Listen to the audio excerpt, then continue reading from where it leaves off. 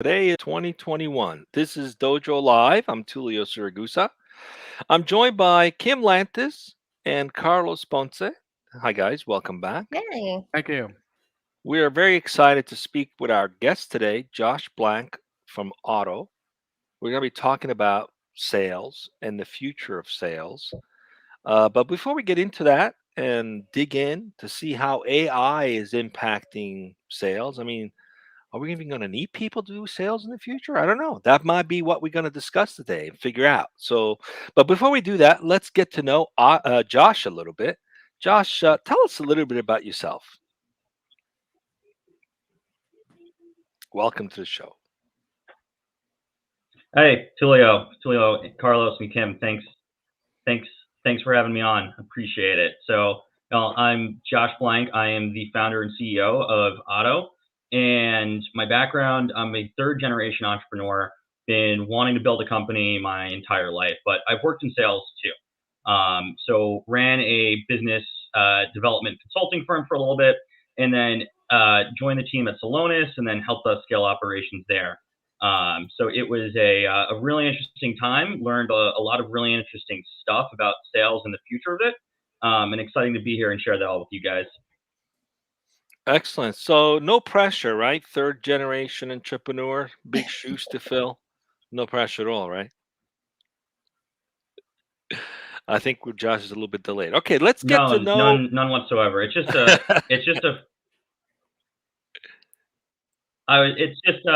we're a little delayed, but I was saying it's just a little friendly competition never hurt anyone. So All right, whenever I that tell sounds good. my dad and my grandpa and my other grandpa who's gonna win, I think they know who it's gonna be. All right. Spoken like a true salesman. So when you're trying to impress them about what Otto is, what is it that you say to them? Share with us what Otto's all about, please. So yeah, absolutely. Absolutely. So what we're seeing right now in business development and sales is a breakdown in the way that people were traditionally selling. And there's a ton of waste going on within the traditional sales processes and sales method. So we decided to build Otto. And what Otto does is it pulls information about people that you want to reach out to from the internet and uses it to write personalized sales cold emails and cold outreach at scale. So the problem that people have today, and this is whether you're selling level or you're a one or two person startup and you're looking to get your first 10 customers, we have people, and what they're doing is they're sending hundreds of emails, 200 emails, 300 emails. And pretty much what they're doing is they're begging to get a response. And if you take a look at that, how much waste is in there? So you have to find the people that you're going to reach out to. You're sending all these emails. You're going to be disappointed when no one gets it in there. So we built Otto to solve that problem. And that problem is we're going to make your business development, we're going to make your cold outreach more efficient. So you go from sending 300 emails and getting no responses to sending 300 emails and getting enough responses. That's going to make you happy. It's going to make it easier for you to hit your numbers. If you're a salesperson and you're in seat, or if you're just starting out, it's going to help you get your first 10 customers on board. All right, very cool. Let's see what we can learn today about Otto and the topic of discussion. Who's introducing the show? I think Kim, please kick it off. Yes. Thank you. Thank you for being here today, Josh, and thank you to Leo Carlos. The topic of today's show, as chosen by Josh, is what the future of sales means for humans. Can human sellers be replaced by AI? So that's your very own yes/no question. Which is it? Yes or no, Josh? Well, it's complicated, but the answer in short is no. There are certain things that humans can be replaced from doing, but in the long term, can we fully pull a human out of a sales process where you're only dealing with machines? That's probably not going to happen. And I'm not going to make any definites. I'm never going to say it's not going to happen. And there's been plenty of automation is going to change the way that people sell. But what people really want at some level is to connect with the human. They want to feel that level of trust. And over time, we never know what's going to happen 20, 30, 40 years from now. Maybe humans will become much more comfortable with machines to the point where you might say, I trust this machine. But for right now, we've got a long way to go for that to happen. Right. So it kind of goes in the theme that we've seen a lot on Dojo Live over this past year or two is AI isn't replacement, it's augmentation. Would you agree with that assessment? Yes, absolutely. So what we want to do is we want to eliminate waste in the processes. If you guys haven't seen, there's actually a huge shortage of salespeople. And the Wall Street Journal, it must have been a month ago, they came out with this article, and it was discussing how sales is a very lucrative career, but salespeople are having trouble filling the seats and hiring salespeople. And I think that right now we're in a really strong job market, and there's more choice than there's ever been. We've been going up for about the last 10 years or so. So it's a little bit of an aberration. It can't continue like this forever. But I think what we're seeing is that the way that you're gonna be successful in the future is how well you're able to leverage technology. So there's absolutely going to be a human component of sales, and I foresee that in the long term. But part of it is going to become who is going to set up better systems, who is going to set up better outreach systems, who is going to be able to leverage the technology like Otto to be able to write the most convincing cold outreach at scale. Or if we're taking a look, so Otto is focused on the top of the funnel. So reaching out, booking the initial meeting, that's really what our core focus is. We want to create the content. And then you can take a look at the end of the sales cycle. So typically the way the model is broken down now, for those of you who are unfamiliar, is that you have, and this is for more large complex deals, there is for smaller deal sizes, you'll have an SMB. It'll be one person that does that. But for right now, what you're getting in most larger deal cycles, so anything over about $10,000 to $15,000 per year and up, it's broken down. So it's going to be who can use that, and you're seeing a lot of movement from some systems to help sellers optimize their processes. And the company I was with before this, Salonis, great company, have to give a little plug for them. Learned a lot there. What they're helping sellers do is understand the process and next best action, and they're using AI for that. So it's not that the seller is being replaced, that they're going to be helping, they're going to be getting signals and the seller can act on those. Not that they're being replaced. Interesting. So you mentioned Otto at the very top of this funnel. You also mentioned at the very beginning the ability for Otto to personalize at scale. Where does that personalization start? Yep. Is it with the selection of the prospects and the companies that you're reaching out to? Or is it once you've made that selection, how can I personalize it for them, or both? So in terms of prospecting, that is understanding who the right people to reach out to. That's vitally important. That's not the area that we want to play in right now. So what we've seen over the last, let's call it 5 to 7 years, is all of these sales engagement platforms, and they've brought tremendous, really great efficiency gains into the sales process. But what we're seeing now is it makes it easier than ever to send out hundreds of emails.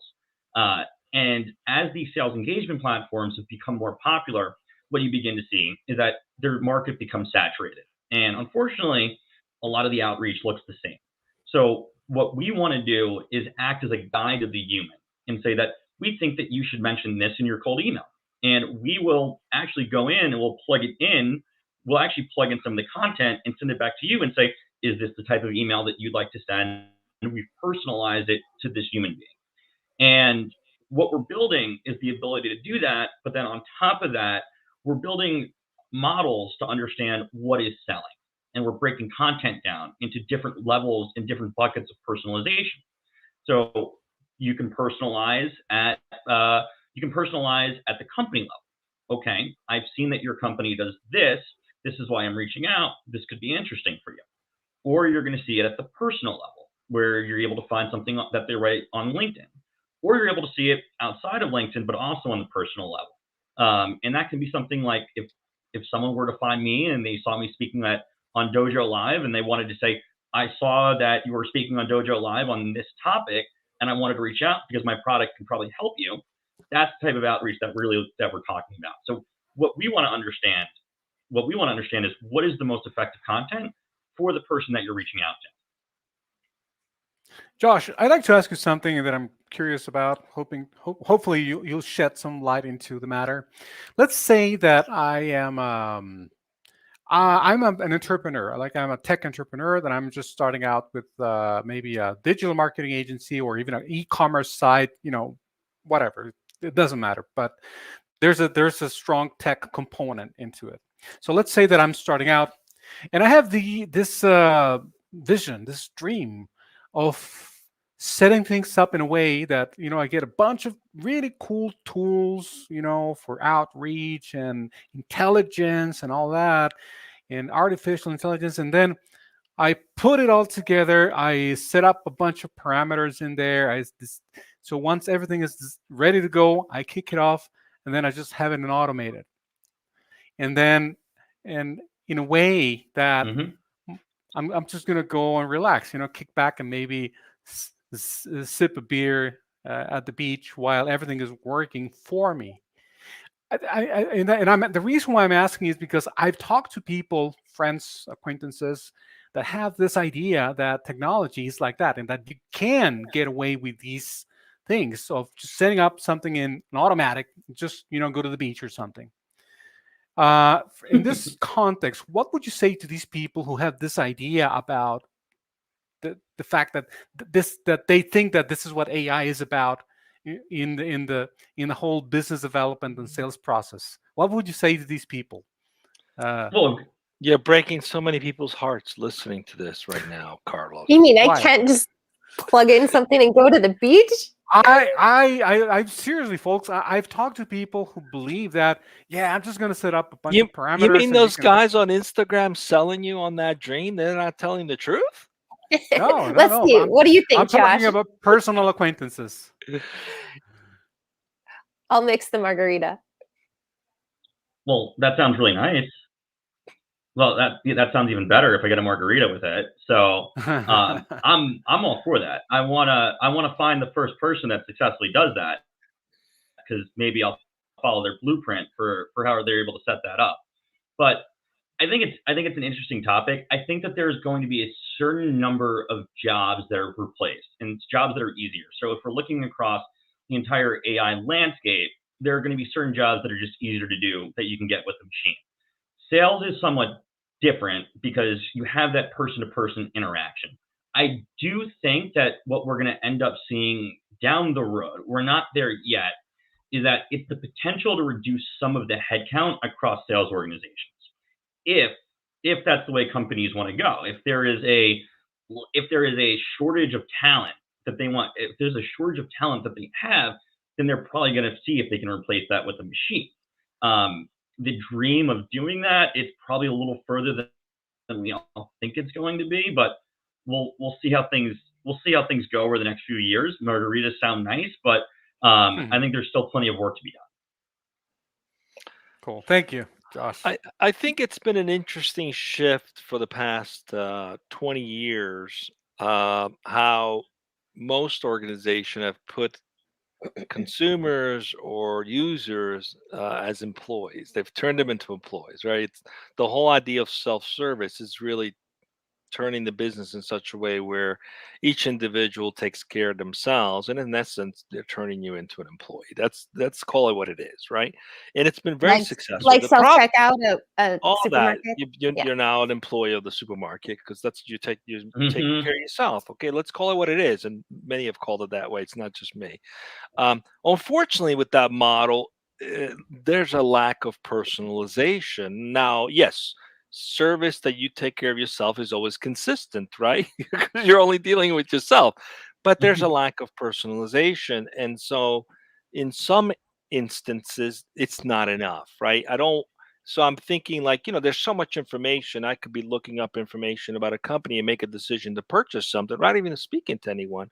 But in some cases, that's not enough. I need to understand a little bit more. I need to dig in a little bit more. There's not enough content on the site that gives me the ability to make that decision, or there's just too many choices.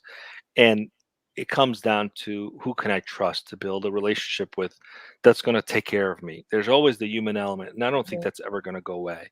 My question is, um, with more and more automation, I like the idea that you can introduce that personalization, whether it's company level or personalized level.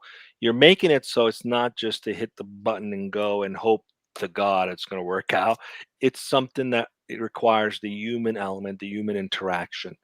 How is that being perceived in the marketplace so far? Or are you seeing a trend toward, okay, it's nice to sell services, nice, but I want more of a concierge, or more of a trend of, no, no, I want to be hands off. Let me just take care of this myself. Where are you seeing the trend going based on the business that you're in and the conversations you're having in the marketplace? So it's interesting because we'll break down. Let's take the group startup founders. Hmm. Startup founders are amazing to work with because we love working with them, and they do want a little bit more hand holding, but they just want to get people to talk to, and they've done this for so long. And so many people have had this experience where, okay, I spend 2 hours finding 50 people that I want to speak with. I want to sell them my product, and I send out 50 emails, and I don't get a response from any of them. So what we want to do is we have content and we can help them with some of the content creation and what they should be writing. And then at some point we do enough and we talk about it enough and we all really evangelize selling well at the founder level, things that sales reps have been doing and sales reps are trained to do. If we can help train founders to do that and then they're trained to use our technology, it's a huge value add, because if you think about all the things you need to do as a founder, spending 2 hours going in there and spending 2 hours finding people to reach out to and then having no results and having no conversations from it is probably not the way that you wanted to spend your day. If you want to take a look at it from a sales rep or sales manager perspective, front end, those are one of the most, it's very expensive to get these first conversations. And if you think about all the costs that go into it, you have to hire people, you have to train people, you have to buy all the technology, you have to buy all the systems. It's very expensive to be able to do that at scale. So, and you also have to think about the other factors that go into it. People have to hit numbers, they have quotas to hit. So people are really looking to get an advantage in what they're doing, and they're looking for an edge that's going to allow them to do their job more effectively and also more efficiently. I got another one. Josh, what I was thinking also is, what was that, Tulio? Kim had a You question. Go ahead. you just pulled a Kim, Carlos. I know you know how it feels. You I know jumped you in know how it line. feels. Go ahead, Kim. You do No, your take it away. Take it away. How Say back. dare you interrupt while you're being interrupted? I cannot interrupt the official interrupter in the show, so please go ahead. No, I think to your point of broadening this, what I understand, what Otto is going to accomplish for me at that top of the funnel is the heavy lifting, the research. I'm like, oh, well, thank you for this piece of information. But ultimately, I get to make the decision of whether I'm going to use it or not. And there's still like that safety net, have you will, of this still looks personalized. This isn't full on automation, but what it's doing for me is allowing for me to personalize better. And when I actually do connect with someone, I'm going to be able to take that conversation in a fresh direction and increase my ability to ultimately close. And then, of course, because you're doing the heavy lifting and the research for me, I can actually reach out to more people than I might otherwise do. Is that correct? Yes. And we want to help optimize the outreach from an everything perspective. So figuring out what is the most effective thing that I can say to this person that's going to give me the highest chance of success of being able to reach them and get into contact with them. It's interesting because part of what we did in researching Otto was when we were interviewing people, we asked them to walk us through what is your process for writing cold emails. And we sat there with a stopwatch and we would time people. If people were writing good emails, it was taking about 9 to 11 minutes on average, somewhere in that range. The high was about 15. So these are the most effective email writers. And we spoke to people that right now get a lot of meetings through email. We spoke to people that get a lot of the meetings over the phone, in both of them. But we saw that it's taking people on average 9 to 11 minutes. And what we're doing is we're helping surface everything so that that person doesn't need to go in there. They don't need to do the research. We'll help surface the research for you. We'll help plug in what you might want to say to that person, and then you make that decision. So we're augmenting the human experience and helping them, not looking to replace them as much. And then there's this learning feature afterward of that worked. Let's try that again. Are you using that learning feature like on the individual, me as a salesperson, my company level, or is it an aggregate of all of your clients of what's working like as trends globally, So let's say? right now, what we're going to be looking at is the global trends of what's working.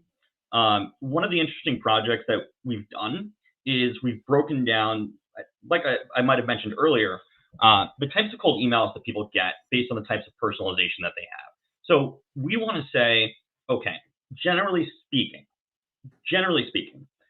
is it more effective to mention something that this person wrote on LinkedIn as part of the personalization versus, okay, is it more effective to mention, hey, I saw your dog, or I saw that you're a fan of the Kansas City Chiefs as part of my personalization.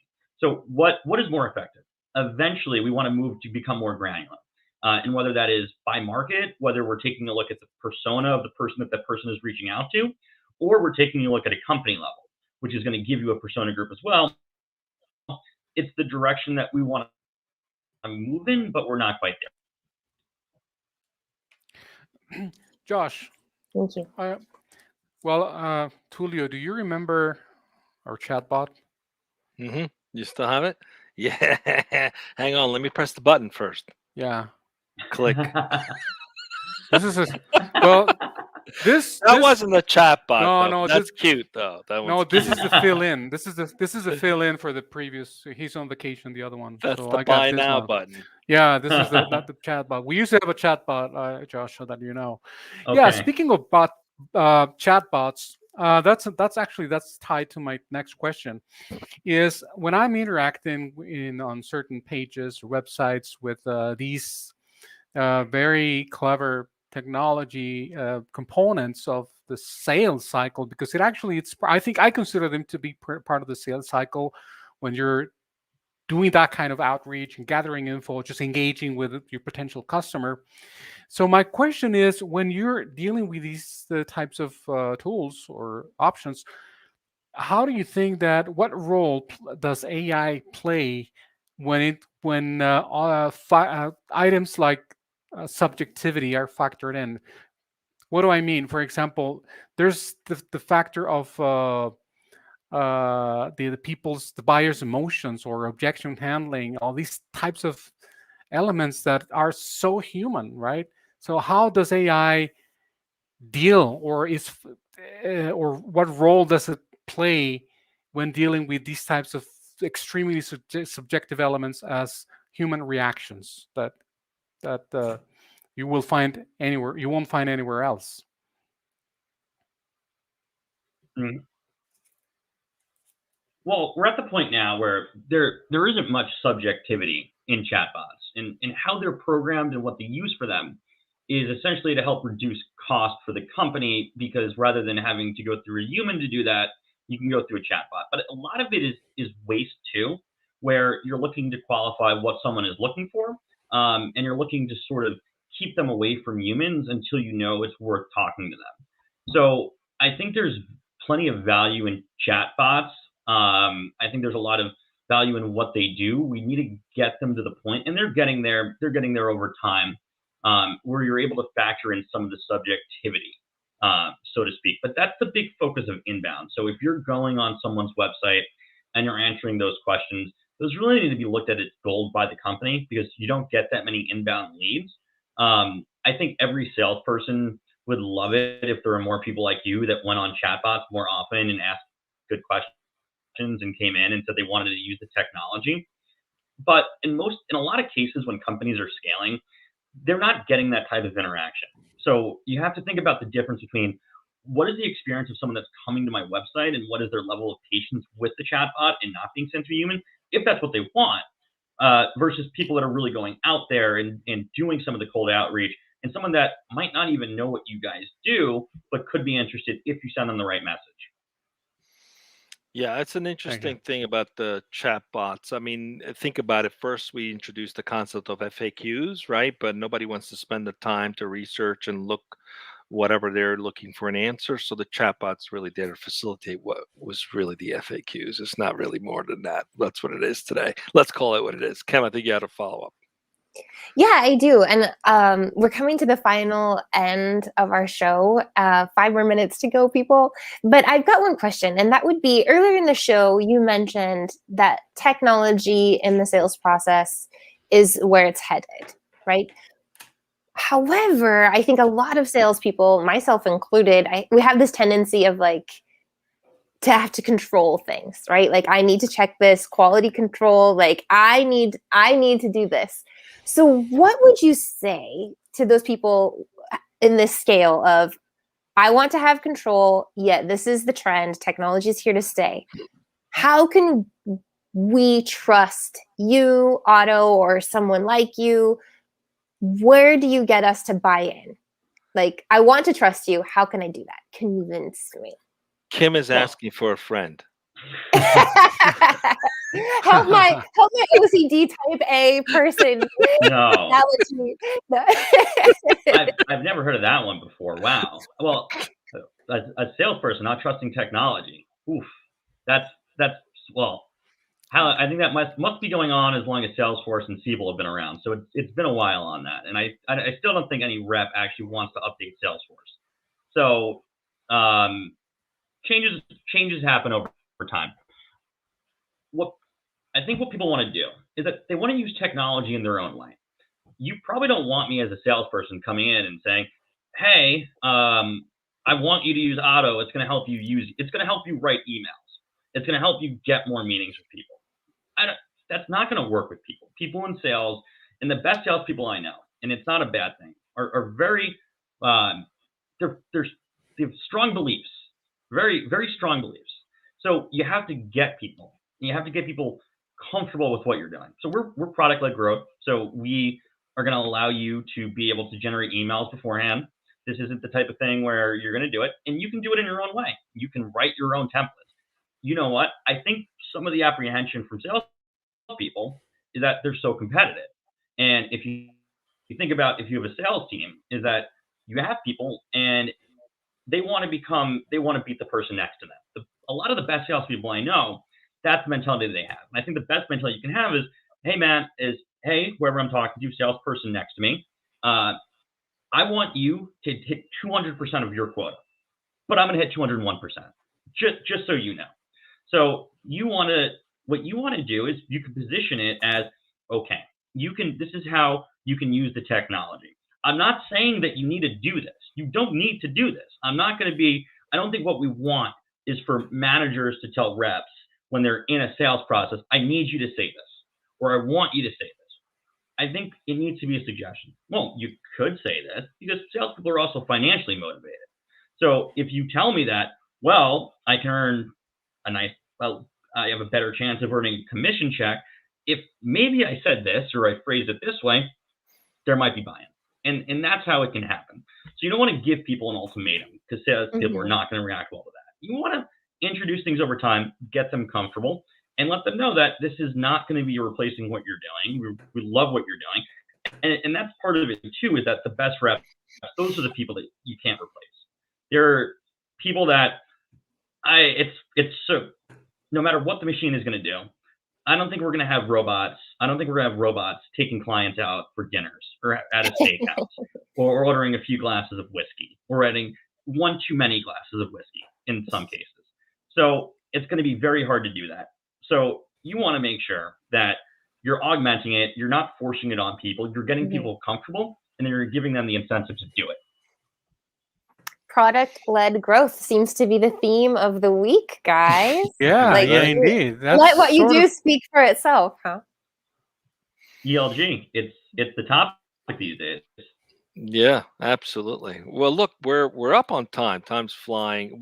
We definitely want to ask one more question before we wrap up, and that's a little bit about the company itself, Otto. Tell us a little bit about what's the day in the life for people working there. What kind of environment or culture have you created?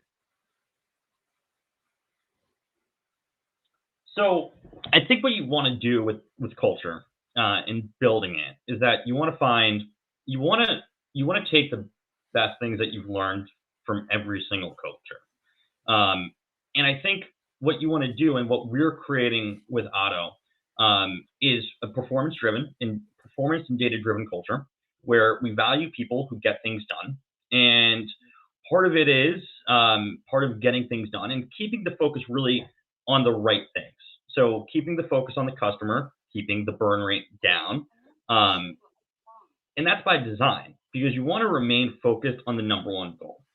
We've had a lot of people talk about the ping pong tables and all those things have changed over the last 5 years.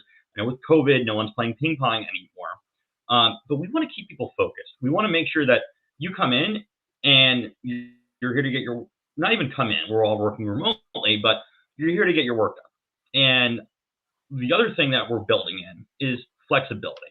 So if you're the type of person that 8 p.m. at night, you get your best ideas at 8 p.m. at night, do it. I don't need you at your desk. You know what? We're going to have some meetings on the calendar. Have some meetings on the calendar, right? You need to go to the meeting if you're involved in the meeting, although we're going to try to limit those as well so everyone can do their work. But if you're the type of person that works best at 8 p.m. at night, you know what? Tell me. Be transparent about it. And you can do that. I think we need to talk about the flexibility, but also letting people work the way that they want to work. Not if some people want to wake up at 5 a.m. Some people think it's insane to wake up at 5 a.m. So between those two groups, let people choose the way that they want to work. Have high standards for people.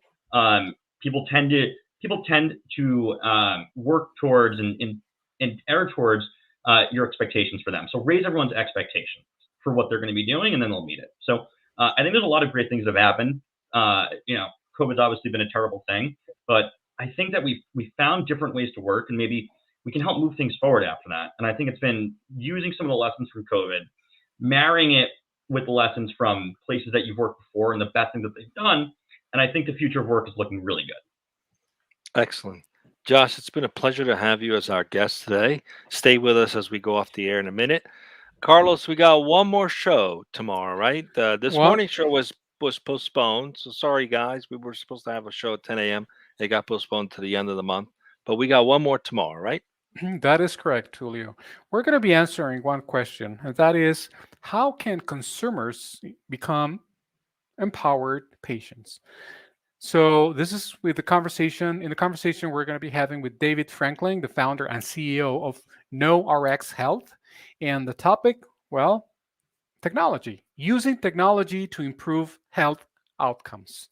That's what tomorrow's topic looks like. So everybody join us tomorrow right here on Dojo Live at 12 p.m. Pacific as ever. And again, stay safe, everyone. Thank you.